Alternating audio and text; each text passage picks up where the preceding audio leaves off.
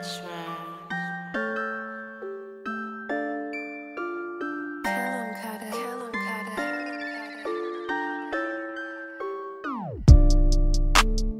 episode is sponsored by no one.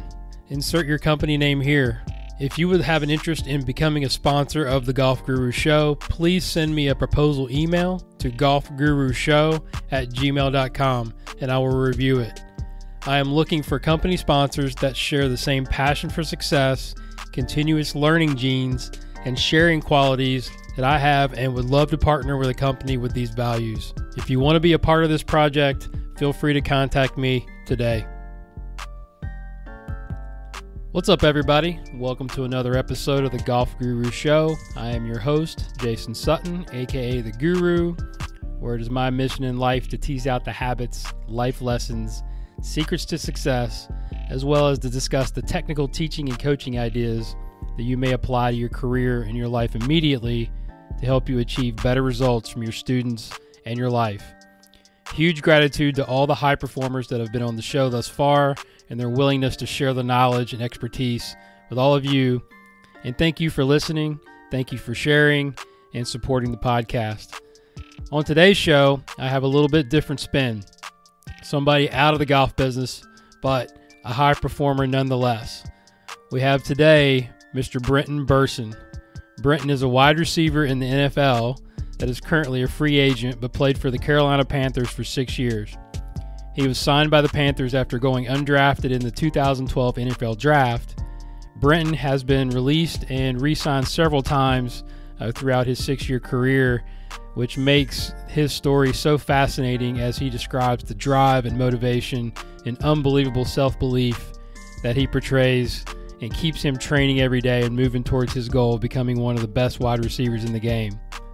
In our conversation, we discussed the importance of having mentors and role models that believe in you, overcoming times of failure and learning from our mistakes, which are super important. We've talked several times on previous podcasts.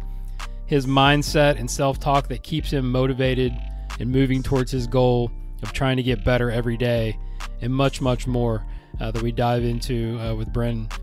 You will also hear from one of our mutual friends and a student of mine, Derek Copeland, and his insight into his relationship with Brenton as a good friend and sort of an advisor, and some great advice that he has learned along the way from a very successful businessman. Brenton is not only a top-performing athlete, but an even better individual and just an overall great guy, and I know he's going to do great things in football and in life. So without further delay, let's get to my conversation with NFL star Brenton Birsen. All right, Brenton, thanks for coming on the show, man. I really appreciate your time, and thanks for coming through. Yeah, no problem. Thanks for having me on. Absolutely. We're here with Derek Copeland as well, our mutual friend that's kind of set this up, one of my students here at Carmel, and we're with Brenton Birsen, from formerly of the Panthers, right? Yep, and, 6 years. In the NFL.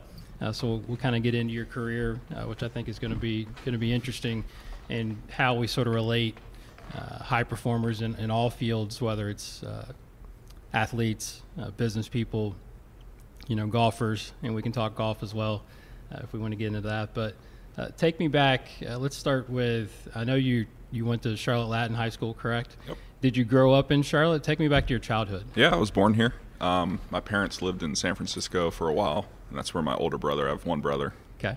Bradford, he's in the Navy. He was born in San Francisco, 1988. And then my dad and mom moved here with him 1990. That's when I was born. So right when they moved, I was born here. My mom was pregnant and lived here ever since.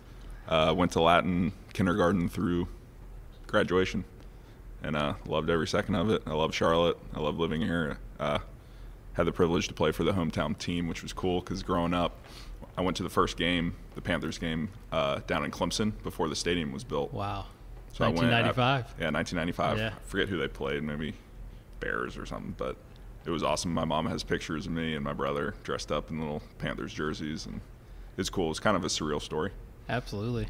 So what did your parents do? Talk a little bit about what they did, and we'll talk about some influences and so forth. What did your mom So and dad both do? my parents are in medicine. My dad's a cardiovascular surgeon, and my mom's a nurse. She's actually a school nurse still here in Charlotte at Beverly Woods.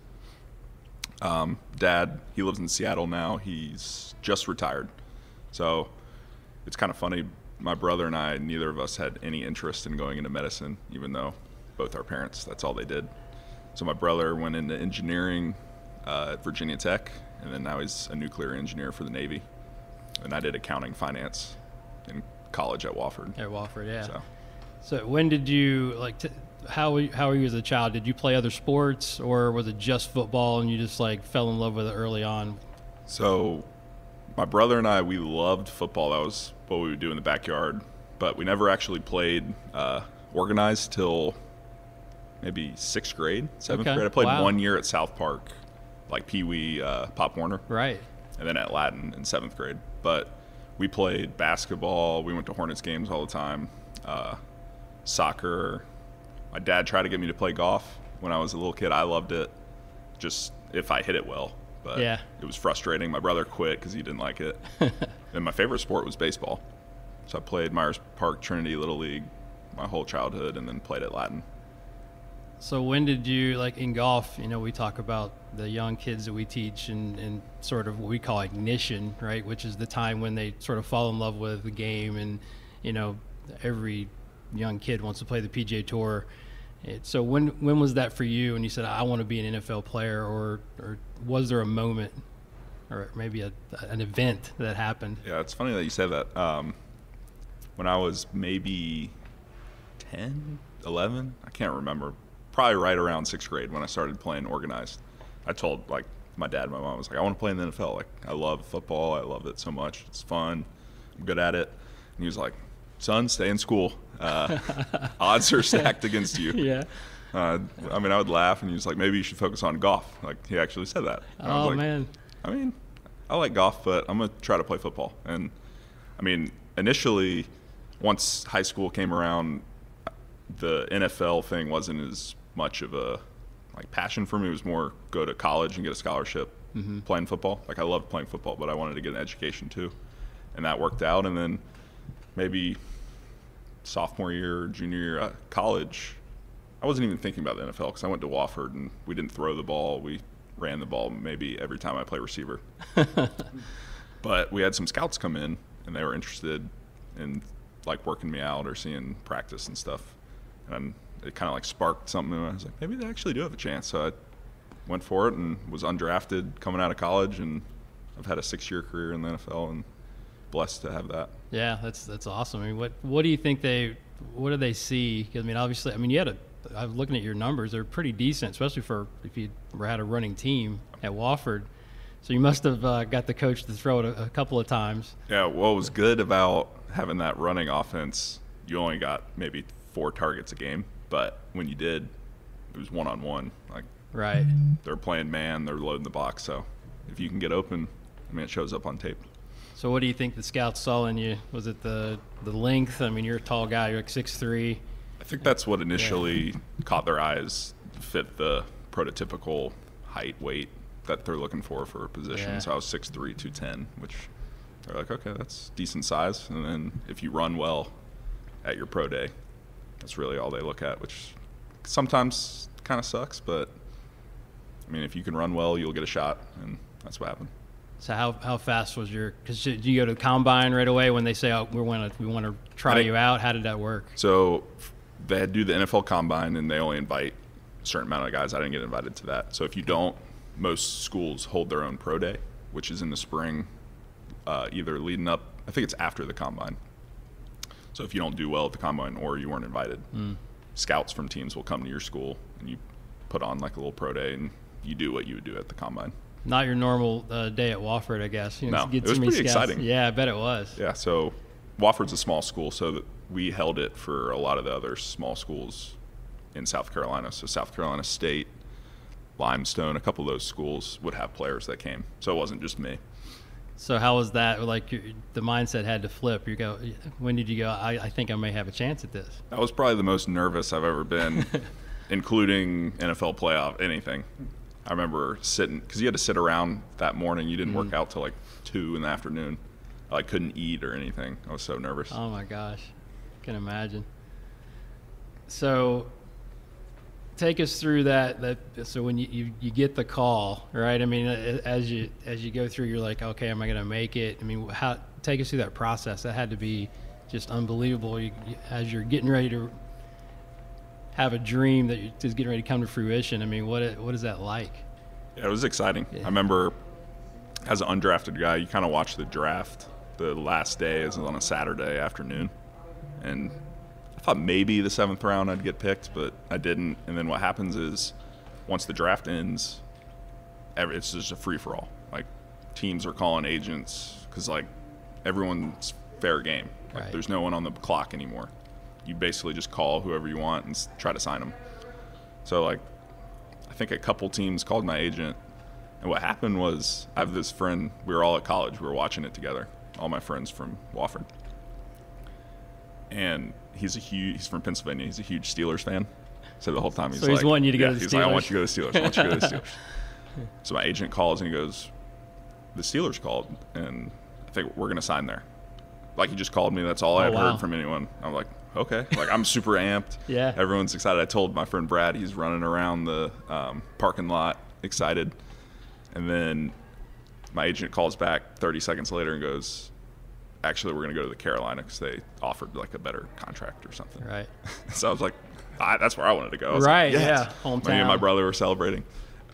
This Brad's out there running around, and I had to like go into the balcony and tell him, hey, Brad, guess what? I'm not going to Pittsburgh anymore. Oh, he was no. like, he was still excited for me, but like, yeah. It was so funny. But it was a fun experience. That's so cool. So let's dig into the mindset a little bit. I think you're so humble, obviously, but I mean, there's got to be something deep down that sort of pushed you into going, okay, I've got a chance to be one of the best at the highest level. So I mean, take us through the mindset. I mean, is there something that you think you were made of, maybe coming up through high school, or something that was like given to you as far as, your work ethic? Was it, the passion for the game? I mean, take us through that mindset of, how's a kid that maybe shouldn't be playing in the NFL, right? Go, I'm gonna do this. And I'm sure there was haters too, right? I'm sure there's people telling you that you couldn't do this. Yeah, for sure. I know it's a cliche, but chip on your shoulder kind of mentality.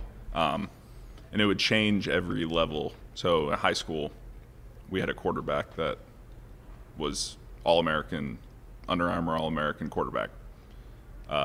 He was top 5. We had Butch Davis with Greg Schiano, all these coaches coming to Latin to recruit him. And we would throw for him. None of them would talk to me ever. They weren't interested.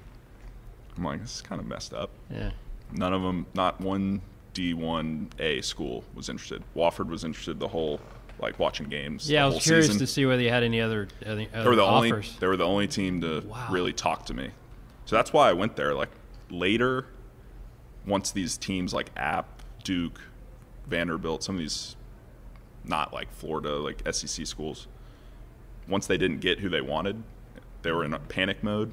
They called me and were like, yeah, we're interested now. I'm like, well, it kind of like rubbed me the wrong way. I was like, I don't really want to. You weren't interested earlier when I was interested. So like that's kind of what happened in high school, and that put a chip on my shoulder. And then college, we don't throw the ball a lot. Like, our running back got all the glory and all this stuff. No one talked about me. A little chip on the shoulder. Got to work. I mean, you just have to work harder when you're not getting the spotlight. And sometimes that's a good thing. Sure. There's not as much pressure on you. Those kind of things. So you think that motivated you to like just keep getting better? Yeah, definitely. Yeah. And then when I got to the pros, we were talking about being undrafted. I played 3 plays the entire preseason, my rookie year. Didn't get to play, then got cut immediately. And I was like, oh my gosh, maybe this wasn't the thing. So then the self-talk comes through, right? I mean, you've got to have some crazy positive self-talk going on, I can do this. I know I'm good it's something enough. You can't control. Yeah. Not being recruited, not getting thrown the ball, not getting a chance to play. Then actually I went and played arena football after I got cut. The Rattlers, right? Yeah, played in Arizona. And that was actually a fun experience. I didn't really get to play, but practicing, some of those players are really good, and it's a different game. It's a passing game. It's all bump and run coverage, so I got to work on releases and some of the things that I struggled with. It's basically like training that you don't get when you're by yourself. Right. I was just getting to practice every day. And then the Panthers called back that May for a tryout. And all these guys, they're all rookies and stuff. They haven't played football in 6 months. And I'm coming straight from the practice field, and So you're ready. I just dominated the tryout. And they're like, wow, we probably should have never cut him last year. Yeah. It's better than all these undrafted rookies we got this year. And that was 2013 season, and I was practice squad that year. That was Steve Smith's last year. And I think that's when DC and I met. Yeah. And yeah, but having that chip on your shoulder, sometimes having a lot of doubters, it motivates you and it just makes you work harder. Did you have any like coaches or mentors like early on that I guess, helped you along that way? Like, said, man, we see something in you. Let's keep, you got this dream. Let's keep moving forward. I mean, was there who were the influences in your life? I mean, it didn't have to be coaches or football. I mean, it could be, just individuals like Derek here. I mean, you guys are friends, and I mean, when you guys met, how was that situation? You can come on a little bit. Yeah, I mean, we met at a Halloween party. Steve Smith's Halloween party that he threw for the team when he was here, and my kids go to Latin, and so I knew about Brenton and saw his jersey hanging up there, and it was kind of a just. And then we started talking, just really hit it off, and I think we started talking about business right away. And I mean, he's got a business degree, and he knows what I do, and for Steve and for a lot of the guys, and just kind of started asking questions and just kind of developed from there. And now it's at a point where when we're doing stuff, we're bringing them in to look at what we're doing and kind of almost mentor, we're kind of mentoring them a little bit. Right. Right. For, if there's a career after football, he really likes this stuff. And what I like about it is what you're talking about, the mindset of these guys. They've got something in there. And whether it's business or golf or football or politics or law, I mean, it's a good thing to have. So give us an example of sort of like a meeting between you guys. I mean, what are you telling these? I mean, obviously you're like almost like a coach, right? I mean, you're a financial, mental, somebody that's going to be there for him through the ups and downs. I mean, this guy's weathered the storm. I mean, you get cut and then you get re-signed again, you get cut. I mean, how do you continue to stay positive? Yeah, I mean, that's what it is. It's like we have a team, and I'm the coach, and the guys on the team, we're talking about it all the time. But I mean, we're really looking through the details of the plans, the same way that you probably look at your playbook. Yeah, and like a game plan. Right. Game plan. I mean, the similarities between what we do in business and what these guys do on the field, and probably with golf too. When you map out the course and you know where you're going to hit the shot. There's just so many similarities between them. Yeah. So we're going through the deal. We're going through the plans. We're going through the projections. We're looking at downside. We're looking at if this happens, that happens. Can we withstand that loss if there's a loss? Sure.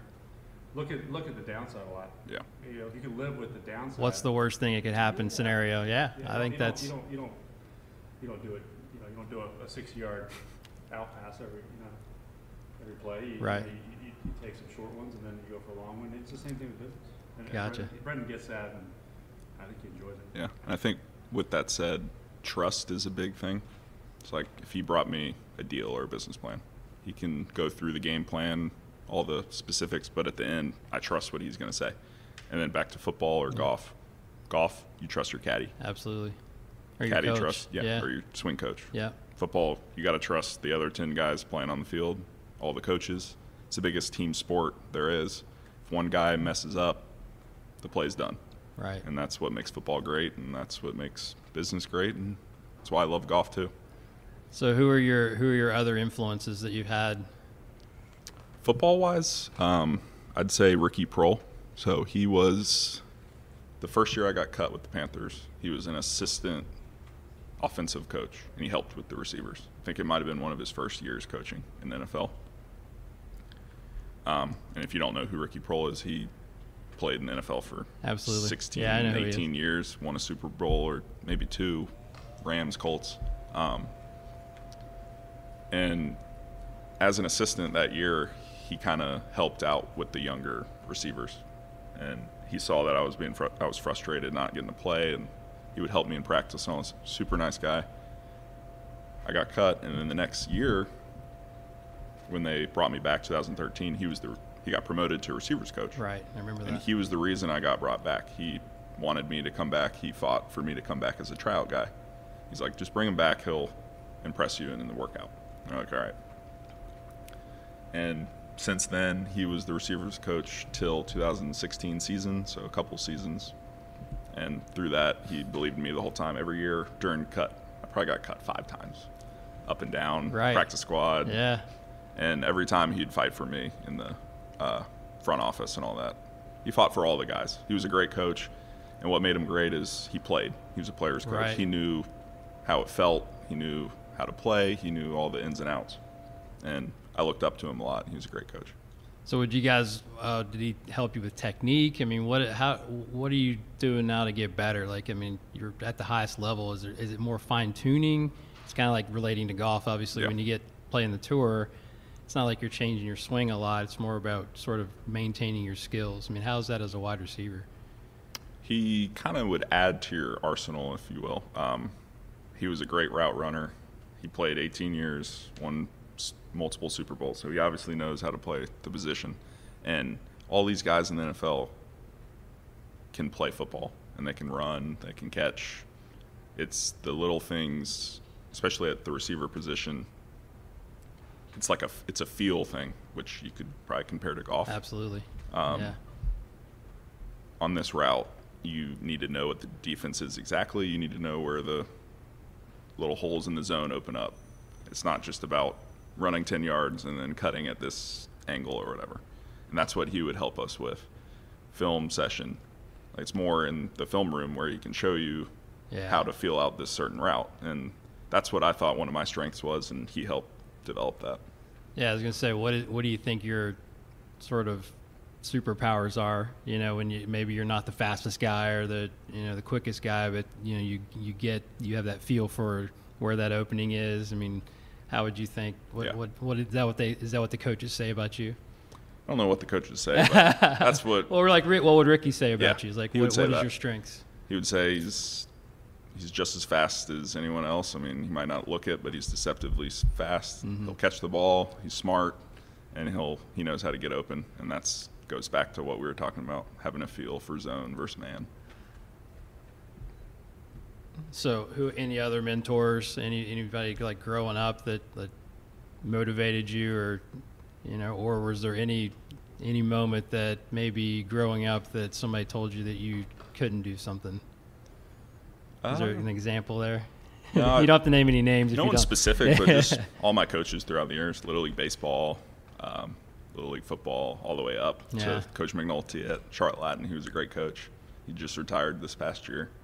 And then Coach Ayers at Wofford was a great coach. Him and McNulty are very similar. Marine background, older fellas. Like that structure and the discipline. Military structure. Yeah. So if you didn't play football, what job would you want to be doing? Or what do you think? Doing what DC's doing. Yeah. It's fun. Yeah, It's we call it the sport of business, because you're always here competing. And for some reason the mic, I don't know that's coming on.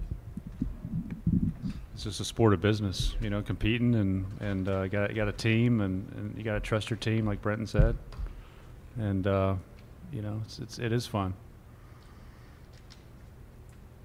for us ex-athletes. You're doing all right. I think you're in a good position. You're so good. I know how you deal with people, and I enjoy working with you a lot. So it's I think they're in good hands, for sure. All right, so let's go down the list here. I've got several other maybe non-related sports questions here, and this could lead us to golf. But I always ask the guest, being a continuous learner, I think it's important to stay in that sort of beginner's mindset, right? When you always want to be open to learn new things. Is there anything that you're doing on the side that is a new skill that you're learning, or maybe have learned in the last couple of years?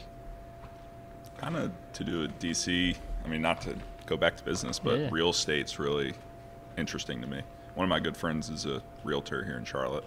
We're always talking about properties, the new way to do things. There's so much stuff popping up in Charlotte. Sure, good place It's just to be for that. intriguing to kind of be like, I wonder who's developing that. I mean, who had that idea? And I'll ask DC, and he'll be like, oh, yeah, that's us.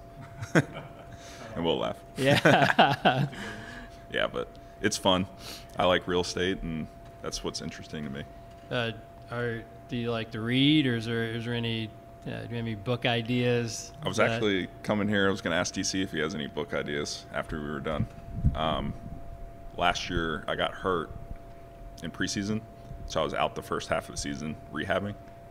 I got so bored that I would go to the bookstore and just buy a bunch of, as I just said, real estate books and just read up and learn how some people make money in real estate. And I read probably 10 books. Wow. Yeah. Which growing up, if my mom's listening to this, I'm not going to lie, I hated reading. Yeah. She's so proud of you right now. Any that you could remember? I mean, like the titles. I read all of the Rich Dad, Poor Dad books. Okay. I think it's Robert Kiyosaki, which was really interesting. I read the first one. It's just called Rich Dad, Poor Dad. Right.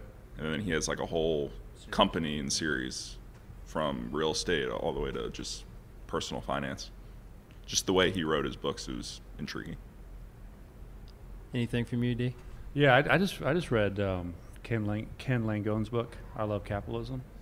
And so it's the guy that started Home Depot, and he's older now, worth a lot of money, and he just wanted to put it out there why the capitalist system is the best system.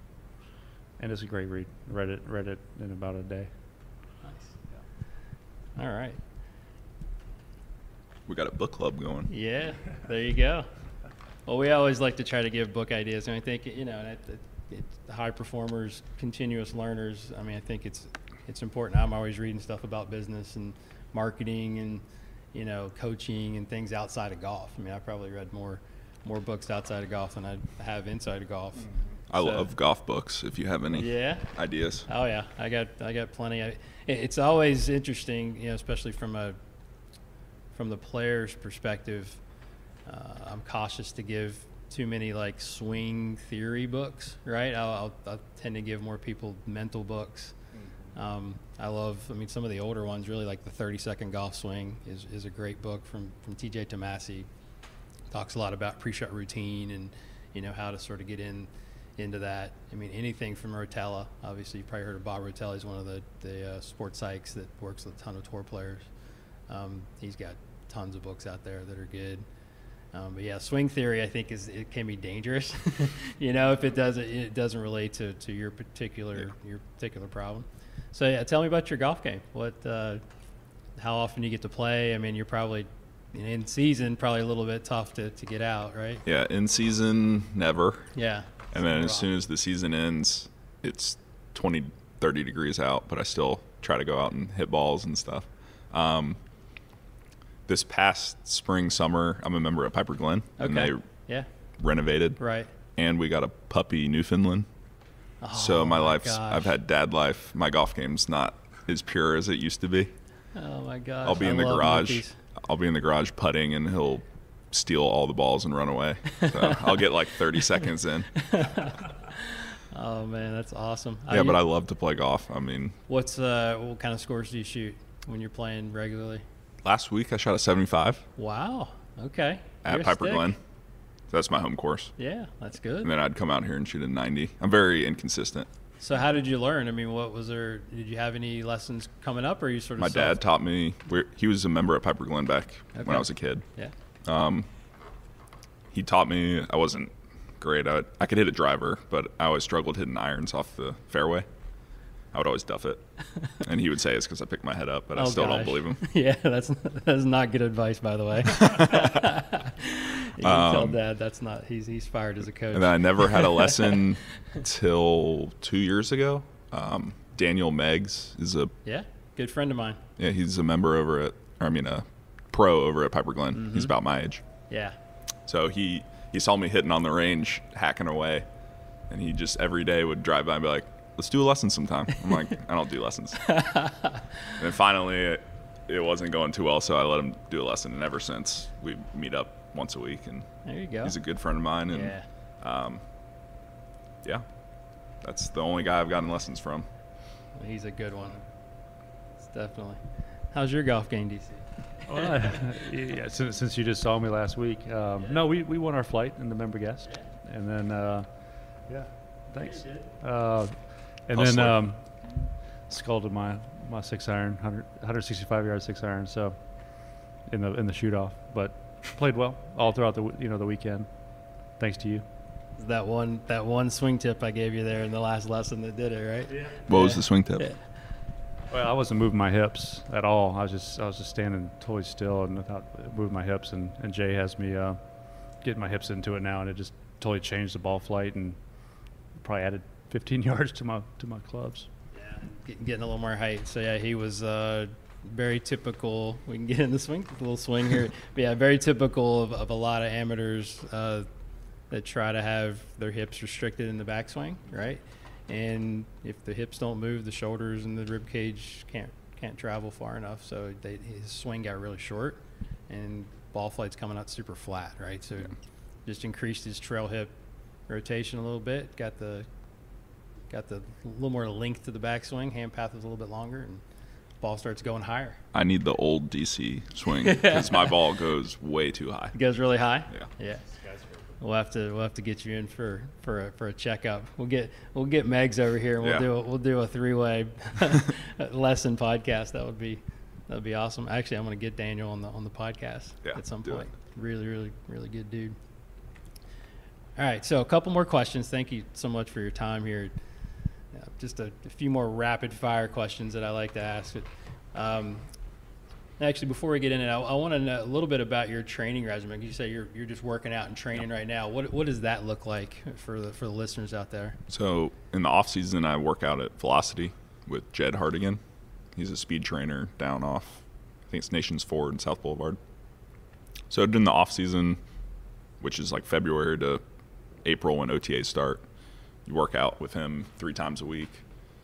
And now that I haven't been signed, I'm still a free agent. My off seasons just keeps going. Got a little bigger? Yeah. So I just treat it like the off season and train with him 2 to 3 times a week. Try to watch what I eat, which I never had to worry about in college and younger years of the NFL. So my fiance helps with that. She cooks a little bit at home. Doesn't let me eat Chick-fil-A and all that stuff too often. Yeah. But I mean, a lot of it now, which people probably have read with Tom Brady and his pliability, it's a lot of stretching, which I never did either. So a lot less weights and I don't do too muscle much building. I mean, I'll do a little bit for upper body, but it's more speed training and running with my trainer, and then at home I'll stretch if my puppy Newfoundland will help. Yeah. He likes to steal the stretch balls and So bands. have you found that you've increased your speed through working with this guy? I mean, can you still get faster? Yeah. I mean, that's like I feel like right now, time-wise with him is the fastest I've been. Wow. Which, it's a lot to do with your body. I mean, I'm not out there practicing every day, and I'm not hurt. I'm not tired. Not as much wear and tear. Yeah. So I'm fresh, and that helps a lot too. What do you do when you feel stressed out or overwhelmed? Do you have any like go-to tactics? Golf. Okay, there you go. So when fiance is bothering me at home or whatever is going on, I just go hit balls, which sometimes is counterproductive to stress because if it's not going well, that also stresses me out. But just to get outside and hit balls, it calms me down. When was the last time you cried tears of joy? Tears of joy.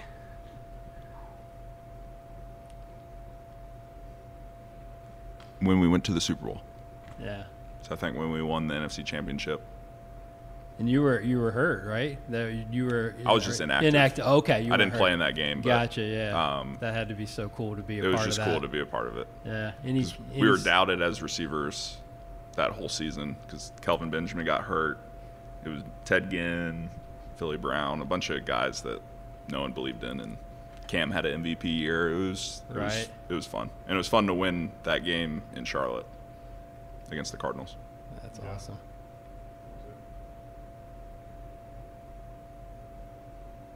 When's the last time you cried tears of joy? This weekend at the member guest. Winning my flight. Mentioning the guru in his speech. Oh my God, it was so great. Thank you so much. Part of the team. I don't know that I did anything. All right, I got one more. I've always loved the question of, I think I know the answer to this, but was there, because we've all had failures, right? We've all, we've had roadblocks along the way. Was there a particular failure for you that you could describe that you felt like helped you in the future? It was actually a play in a game. I muffed a punt in the playoffs 2014, which I'm not a punt returner in the first place. Our guy got hurt, and I kind of got stuck back there just to catch it. Yeah. We didn't really set up anything. And it was a bad weather game. Guy was hitting knuckleballs, and I just made a really dumb decision. I tried to stop the ball before it rolled to our goal line, and it hit off my shoulder pad and fumbled, and they went and scored a touchdown. This is in a playoff game, too. Oh, my. So I'm, really down on myself, and it was just a dumb – I can deal with dropping the ball, but if you make, a bad mental error, it really sat on me pretty badly. But coming back from that was 2014. I think the first year I actually played actively in the NFL. So that motivated me to get better and not make any dumb mental errors in the future, and I think that helped my career. Coach Riv, have a few words after that for you? He actually had positive words, which that's what a good coach does. That's awesome. Yeah. How is it playing for Coach? Good. Yeah. He's a member out here. He is, yeah. That's what we know each other, and he's I always would joke with him about bringing me out to play. Well, he's got to get you out here. Yeah. He's a good coach. As I said with Coach Prohl earlier, I like playing for guys that are player coaches. Right. And that's what he is. Experience. He played in the NFL for a while, and he knows what it's like to go through a season as a player, and he treats his players well. Awesome. If you had to get one message to the world, to billions of people, and put it on a billboard, what would it be and why? It could be a mantra, it could be a quote, it could be just a saying. Never give up. It's really good. Yeah. If you think you can do it, you can do it. Doesn't matter. Such a great story. Yeah. Just keep working, and it's all about opportunity, and you'll get it if you work hard. What about you, D? No, I swear to goodness, that's exactly what I was going to say. Because, in a different way, I started from a low beginning and just kind of kept working and grinding, and I had some failures and successes, and I say the same thing as B here. I just never, ever give up. It's too easy to give up. So, same thing. So tell us, give us, do you have a favorite failure that you could share with us, like in your career, your life, that maybe allowed you to have later success? Yeah, we have failures all the time. Just recently, I wouldn't say this was a life-changing event, but just recently we're in the 11th hour of a big deal. We had raised $25 million from investors, and the government changed some terms on us, and we had to make the decision that we weren't going to go forward. And we were already deep into it, and expenses were already there, and we made the decision to return everybody's money. And it was a hard thing to do, but it was the right thing to do, and we got a lot of appreciation for that. So sometimes you just have to just fold the tent and move forward. And always do the right thing. That's the message. It's always do the right thing, and sometimes that it's not the easy thing, right? It's not the easy way out. So that's a great message, and that's a great way to end this conversation, guys. Thank you so much for doing this. How can I think if you're not a fan of Brenton Birsen now, you're going to be a fan going forward. So how can they reach out and say thank you? Give us your social media handles. I know you're on Instagram. I got Twitter, bbersin10, and Instagram. I think they're both the same.